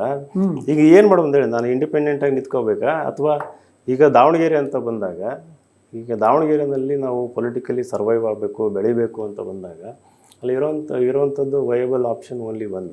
ಆಮೇಲೆ BJPನಲ್ಲಿ ನೀವು ಕುಟುಂಬ ರಾಜಕಾರಣ ಅಂತ ಹೇಳ್ತೀರಿ, ಬಟ್ ಅದಕ್ಕೆ ಕೌಂಟರ್ ಟು ದಟ್ ಅಲ್ಲಿ ನೀವು ನೋಡಿದ್ರೆ ಯಾರ್ಯಾರನ್ನ CM ಮಾಡಿದ್ದಾರೆ, ಅಥವಾ ಯಾರ್ಯಾರನ್ನ ಮಿನಿಸ್ಟರ್ ಮಾಡಿದ್ದಾರೆ, ಯಾರ್ಯಾರನ್ನ PM ಮಾಡಿದ್ದಾರೆ ಅಂತ ನೋಡಿದಾಗ ನೀವು ರಾಜಕೀಯ ಹಿನ್ನೆಲೆ ಇಲ್ಲದೆ ಯಾರು ರೈಸ್ ಆಗಿರ್ತಾರೆ ಅಂಥ ಪ್ರತಿಭಾವಂತರಿಗೆ, ಅಥವಾ ಯೂತ್ ಏನಿದ್ದಾರೆ, ಇತ್ತೀಚೆಗೆ ಅಧ್ಯಕ್ಷರು ಮಾಡಿ ಅವ್ರು ಯಾವುದೇ ಒಂದು ಕುಟುಂಬದಿಂದ ಬಂದಂಥವ್ರಲ್ಲ ಅವರು. ಸರಿ, ಈಗಲೂ ಅಲ್ಲಿ ಸ್ಕೋಪ್ ಇದೆ. BY ವಿಜಯೇಂದ್ರಗಿನ್ನ ಅರ್ಹವಾದಂಥ ಅಭ್ಯರ್ಥಿ ಇರಲಿಲ್ವಾ ರಾಜ್ಯಾಧ್ಯಕ್ಷ ಆಗಲಿಕ್ಕೆ? BY ವಿಜಯೇಂದ್ರಗಿಂತ ಅನುಭವ ಇರುವಂತಹ ವ್ಯಕ್ತಿ ಇರಲಿಲ್ವಾ? BY ವಿಜಯೇಂದ್ರಗಿಂತ ನಿಷ್ಠರಾಗಿರುವಂಥ ವ್ಯಕ್ತಿ ಇರಲಿಲ್ವಾ? ಯಡಿಯೂರಪ್ಪ ಕಾರಣಕ್ಕೆ ತಾನೇ BY ವಿಜಯೇಂದ್ರನ ರಾಜ್ಯಾಧ್ಯಕ್ಷ ಮಾಡಿರೋದು BJP. ಸರ್, ಅದು ಅವ್ರ ಪಾರ್ಟಿ ಇಂಟರ್ನಲ್, ನಾನು ಪಾರ್ಟಿ ನಾನು ಬಟ್ ನಾನೇನು ಹೇಳಲಿಕ್ಕೆ ಕೊಟ್ಟಿದ್ದೀನಿ ಅಂದರೆ, ಅಲ್ಲೂ ಕೂಡ ಕುಟುಂಬ ರಾಜಕಾರಣ ಇದೆ. ನೀವು ಕುಟುಂಬ ರಾಜಕಾರಣ ಬೇಡ, ಅದ್ರ ವಿರುದ್ಧ ಹೋರಾಟ ಮಾಡಬೇಕು ಅಂತ ಹೊರಟಿದ್ರಿ. ಆದರೆ ಅದೇ ಕುಟುಂಬ ರಾಜಕಾರಣ ಪ್ರತಿಪಾದಿಸುವಂತ ಇನ್ನೊಂದು ಪಕ್ಷ ಸೇರ್ತಿದಿರಲ್ಲ. ಕುಟುಂಬ ರಾಜಕಾರಣ ಯಾಕೆ ವಿರೋಧ ಮಾಡ್ತಿದ್ದೀನಿ ಅನ್ನೋದು ಮುಖ್ಯ ಆಗ್ತದೆ. ಹೊಸೊಬ್ಬರಿಗೆ ಅವಕಾಶ ಇಲ್ಲ ಅನ್ನೋ ಒಂದು ಮುಖ್ಯ ಕಾರಣದಿಂದ. ಈಗ ಅದೇ ಒಂದು ಕುಟುಂಬದ ಮಕ್ಕಳು, ಮೊಮ್ಮಕ್ಕಳು, ನಾಳೆ ಮಗಳು MLC ಇನ್ನೇನೋ ಈ ಥರ ಬಂದಾಗ ಏನಾಗ್ತದೆ, ಹೊಸೊಬ್ರಿಗೆ ಅವಕಾಶ ಇಲ್ಲ ಅಂತಂದ್ಬಿಟ್ಟು. ಇಲ್ಲಿ BJPನಲ್ಲಿ ಹೊಸೊಬ್ರಿಗೆ ಅವಕಾಶ ಇದೆಯಲ್ಲ, ಅಲ್ಲಿ ಇರ್ಬೋದು, ಇಲ್ಲ ಅಂತಂದಲ್ಲ. ಕುಟುಂಬ ರಾಜಕಾರಣ ಇದೆ, ಇಲ್ಲ ಅಂತಂದಲ್ಲ. ಅಲ್ಲಿ ಹೊಸೊಬ್ರನ್ನ ಕರೀತಾರೆ, ಗುರುತಿಸ್ತಾರೆ. BJP ಬೆಳೆಯೋದಕ್ಕೆ ನಿಮಗೆ ಅವಕಾಶ ಇದೆ. ಅಲ್ಲಿ BJP ಬಗ್ಗೆ ಇನ್ನೊಂದು ಮಾತಿದೆ, ಅವರು ಬಳಸಿ ಬಿಸಾಡ್ತಾರೆ ಅನ್ನುವಂಥ ಮಾತು ಕೂಡ ಇದೆ. ನನಗೆ ನಂಗೆ ಅನ್ಸಲ್ಲ ಅದು. That's okay. ಯಾಕಂದ್ರೆ ಎಷ್ಟೊಂದು ರಾಜ್ಯಗಳು ಅಲ್ಲ, ನಿಮ್ದೇ ಎಕ್ಸಾಂಪಲ್ ಕೊಡ್ತೀನಿ ನೋಡಿ. ಬೇಕು ಅಂದಾಗ ನಿಮ್ಮನ್ನು ಸಂಪರ್ಕ ಮಾಡಿದ್ರು, ಕ್ಯಾಂಡಿಡೇಟ್ ಮಾಡ್ತೀವಿ ಅಂದರು, ಮಾತಾಡಿದ್ರು, ಆಮೇಲೆ ಕೈ ಬಿಟ್ರು. ಅಲ್ಲ, ಅದು ನಾನು ಬಳಸ್ಕೊಂಡಂಗೆ ಅನ್ನೋದಕ್ಕಿಂತ ನನ್ನ ಬೆಳೆಸ್ದಂಗೆ ಅಂತ ನಾನು ನೋಡ್ತೀನಿ. ಇವಾಗ ಇನ್ನೊಂದು 10-20 ಲಕ್ಷ ಜನಕ್ಕೆ ನನ್ನ ಪರಿಚಯ ಇದೆ. ನಾನು just because of one stroke ನನ್ನ ಐಡೆಂಟಿಫೈ ಮಾಡಿ, ಇಲ್ಲ ಇವನು OBC ಕ್ಯಾಂಡಿಡೇಟ್ ಮಾಡ್ಬೋದು ಅಂತಂದು, ನಾನೇನು ಪಕ್ಷದ ಮೆಂಬರ್ ಆಗಿರಲಿಲ್ಲ, ಏನೂ ಇಲ್ಲ, ಹಿಂಗೆ ಕಳಿಸಿದ್ರಲ್ಲ, ಅದು ಪೊಲಿಟಿಕಲ್ ಗ್ರೋತ್. ಸೇರ್ತೀರಾ BJPನ? ಸದ್ಯಕ್ಕೆ ಆ ಥಾಟ್ ಇಲ್ಲ, ಇಮಿಡಿಯೇಟ್ಲಿ ಇಲ್ಲ. ಬಟ್ ಫ್ಯೂಚರಲ್ಲಿ I think that is the option. Immediately ಇಲ್ಲ, ಒಂದು 6-7 ತಿಂಗಳು ಅಥವಾ ಈ ವರ್ಷದ ಎಂಡ್ವರೆಗೂ ಇಂಡಿಪೆಂಡೆಂಟಾಗಿ ಓಡಾಡೋಣ ಅಂತ. ಈಗ ನನ್ನದೇ ಕೆಲವೊಂದು ಐಡಿಯಾಗಳಿದ್ದಾವೆ, ಜನಗಳನ್ನ ರೀಚ್ ಆಗಬೇಕು, ರಾಜ್ಯ ಪ್ರವಾಸ ಮಾಡಬೇಕು ಅಂತ. ಈಗ ಸಾಮಾನ್ಯವಾಗಿ ಗೆಲ್ಲೋ ಕಡೆಗೆ ಸಪೋರ್ಟ್ ಮಾಡೋದೆಲ್ಲ ಸಹಜ. ನಿಮ್ಮ ಪ್ರಕಾರ ದಾವಣಗೆರೆಯಲ್ಲಿ BJP ಗೆಲ್ಲುತ್ತಾ? ನೀವು ಸಪೋರ್ಟ್ ಮಾಡ್ತಿದ್ರಲ್ಲ? ಗೆಲ್ಲುತ್ತೆ, 100% ಗೆಲ್ಲುತ್ತೆ ಈ ಸರಿ BJP. ಯಾವ ಒಂದು 4-5 ಅಂಶಗಳನ್ನ ಹೇಳಿ, ಯಾವ ಕಾರಣಕ್ಕೆ ಗೆಲ್ಬೋದು? ಒಂದು, BJPದು ಟ್ರೆಡಿಷನಲ್ ವೋಟರ್ ಬೇಸ್ ಇದೆ, 55,000 ಇದೆ. ಅದು ಯಾರು ನಿಂತರೂ ಅಷ್ಟು ಬರ್ತದೆ. ಆಮೇಲೆ ಈಗಿರುವ ನಮ್ಮ ಶ್ರೀನಿವಾಸ್ ದಾಸ್ ಕರಿಯಪ್ಪ ಭಾಳ ಆತ್ಮೀಯರು ನಮಗೆ. ಅವರು ST ಸಮಾಜದಿಂದ ಬರೋದ್ರಿಂದ ಅಲ್ಲಿ ಇನ್ನೊಂದು 10,000-15,000 ಮಿನಿಮಮ್ ST ವೋಟ್ ಜಾಸ್ತಿ ಆಗ್ತದೆ. ಅಲ್ಲಿ ಸುಮಾರು ಒಂದು 30,000 ST ವೋಟ್ ಇದ್ದಾವೆ. ಅದು ಸಿಗ್ನಿಫಿಕೆಂಟಾಗಿ ಕಾಂಗ್ರೆಸ್ ಜೊತೆ ಇರ್ತಾಯಿತ್ತು. ಅದು ST, ಅದು ಒಂದು ಯೂನಿಟಿ ಇದೆ, ST ಕಮ್ಯುನಿಟಿನಲ್ಲಿ ಒಂದು ಯೂನಿಟಿ ಇದೆ. ಆಮೇಲೆ ಅವ್ರದ್ದು ಒಂದು ಟೀಮ್ ವರ್ಕ್ ಮಾಡ್ತಾಯಿದೆ, ಅದು ಈ ಕಡೆ ಶಿಫ್ಟ್ ಆಗ್ತದೆ. ಸೊ ಒಂದು 10,000-15,000 ವೋಟ್ ಆಗ್ತದೆ. ಆಮೇಲೆ ಈ ಕಡೆ Muslim vote, unlike previous elections, ಏನಿಲ್ಲ ಅಂತಂದ್ರೆ ಒಂದು 20,000-25,000 ವೋಟು ಸ್ಪ್ಲಿಟ್ ಆಗ್ತದೆ. ಓಕೆ, ಅದು SDPI ಇರ್ಬೋದು, ಬೇರೆ ಇಂಡಿಪೆಂಡೆಂಟ್ ಕ್ಯಾಂಡಿಡೇಟ್ಗಳು. ಒಬ್ಬರು lady independent candidate last time MP election ಇಟ್ಕೊಂಡು ಒಂದು 6,000 ತೊಗೊಂಡಿದ್ರು. ಅವರು ಹಾಕಿದ್ದಾರೆ, ಅವ್ರು ಏನು ಸರಿ ಅಂತ ವ್ಯಕ್ತಿ ಅಲ್ಲ. ಅವರು ಒಂದು 3-4,000 ವೋಟ್ ತಗೋತಾರೆ, ಅಥವಾ ಜಾಸ್ತಿನೇ ತೊಗೋಬೋದು. ಆಮೇಲೆ ನೀವು ಅಬ್ಸರ್ವ್ ಮಾಡಿದ್ರಲ್ಲ ಗೊತ್ತಿಲ್ಲ, ದಾವಣಗೆರೆಯಲ್ಲಿ BJP ಮುಸ್ಲಿಮ್ಸ್ ಇವತ್ತು BJPಗೆ ಸೇರ್ಪಡೆ ಅನ್ನೋ ಒಂದು ಪರ್ವ ಶುರು ಆಗಿಬಿಟ್ಟಿದೆ. ಎವ್ರಿ ಡೇ 100-200 ಜನ ಹೋಗ್ತಾರೆ GM ಸಿದ್ದೇಶ್ವರ್ ಅವ್ರ ಜೊತೆಗೆ, ದಾಸ್ ಕರಿಯಪ್ಪ ಅವ್ರ ಜೊತೆಗೆ ಸೇರ್ಕೊತಾ ಇದ್ದಾರೆ. ಅದು ಎಷ್ಟು ಜನ, ಬಟ್ ಅದು ಆಪ್ಟಿಕ್ಸ್ ವೈಸ್, ಪರ್ಸೆಪ್ಷನ್ ವೈಸ್ ಭಾಳ ಇವತ್ತು ಯೂತ್ ಲೀಡರ್ಸು, BJP ಯೂತ್, ನಾವು BJPಗೆ ವೋಟ್ ಹಾಕ್ತೀವಿ ಅಂತಂದಿದ್ದಾರೆ. ಆಮೇಲೆ ನಾನು ಕೂಡ ಆ್ಯಕ್ಟಿವಾಗಿ ಇನ್ವಾಲ್ವ್ ಆಗ್ತಾಯಿದ್ದೀನಿ ಅವ್ರ ಪರವಾಗಿ, ಏನು ಅಪೇಕ್ಷೆ ಇಲ್ದಂಗೆ. ಇಲ್ಲೂ ಅಷ್ಟೇ, ನಾನು ಯಾರ ಹತ್ರನೂ ದುಡ್ಡು ಇಸ್ಕೊಂಡಿಲ್ಲ, ದುಡ್ಡು ಕೇಳೋದು ಇಲ್ಲ, ಏನು ಅಪೇಕ್ಷೆ ನಿಮ್ಮ ಕಡೆಯಿಂದ ಒಂದು ಎಷ್ಟು ಓಟು ಟ್ರಾನ್ಸ್ಫರ್ ಆಗ್ಬೋದು? ಅದು ಐಡಿಯಾ ಇಲ್ಲ ಸರ್. ನನ್ನ ಟಾರ್ಗೆಟ್, ನನಗೊಂದು 6,000 ಓಟ್ ಬಂದಿತ್ತು ಅಲ್ಲಿ MP ಎಲೆಕ್ಷನ್ನಲ್ಲಿ. ಅದು ಅಭಿಮಾನದ ಓಟ್ಗಳು ಆ ಟೈಮಲ್ಲಿ ಹಾಕಿದ್ದು. ಆಮೇಲೆ OBC ಓಟ್ಗಳಿದ್ದಾವೆ, ಎಜುಕೇಟೆಡ್ ಯೂತ್, ನಮ್ಮ ಸ್ಟೂಡೆಂಟ್ಸು, ಅವರೆಲ್ಲ ಸೇರಿದ್ರೆ ಒಂದು 10,000 ಇದ್ದಾವೆ. ಅದು ವೆರಿ ಬಿಗ್ ನಂಬರ್. ಅದು ನಾನು ಅದು ಒಂದು 10,000ನ ಟ್ರಾನ್ಸ್ಫರ್ ಮಾಡೋದಕ್ಕೆ ಶತಾಯಗತೆ ನನ್ನ ಶಕ್ತಿ ಮೀರಿ ಪ್ರಯತ್ನ ಮಾಡಬೇಕಂತಿದ್ದೀನಿ. ಅದು ಒಂದು 5-6 ಸಾವಿರ ಓಟ್ ಹೋದರೂ ಅಷ್ಟು ಬಿಗ್ ಗೇನ್ ಅಂತ. Okay, thank you. Thank you. ವೀಕ್ಷಕರೇ, ಇಷ್ಟೊತ್ತು ವಿನಯ್ ಕುಮಾರ್ ಅವರು ಯಾಕೆ BJPಯನ್ನು ಬೆಂಬಲಿಸಿದ್ರು ಅನ್ನುವಂಥದ್ದನ್ನು ಹೇಳಿದರು, ಮತ್ತು BJPಗೆ ಅಲ್ಲಿ ಹೇಗೆ ವಾತಾವರಣ ಇದೆ ಅನ್ನುವಂಥದ್ದನ್ನು ಹೇಳಿದರು. ನಿಮ್ಮ ಅಭಿಪ್ರಾಯ ಏನು ಅನ್ನೋದನ್ನು ನೀವು ಕಾಮೆಂಟ್ ಬಾಕ್ಸಲ್ಲಿ ತಿಳಿಸಿ. ಜೊತೆಗೆ ವಾರ್ತಾ ಭಾರತಿಯನ್ನು ಇನ್ನೂ ಸಬ್ಸ್ಕ್ರೈಬ್ ಮಾಡಿಲ್ಲ ಅಂದರೆ ಸಬ್ಸ್ಕ್ರೈಬ್ ಮಾಡಿ, ಲೈಕ್ ಮಾಡಿ, ಶೇರ್ ಮಾಡಿ, ಬೆಲ್ ಬಟನನ್ನು ಪ್ರೆಸ್ ಮಾಡಿ. Thank you.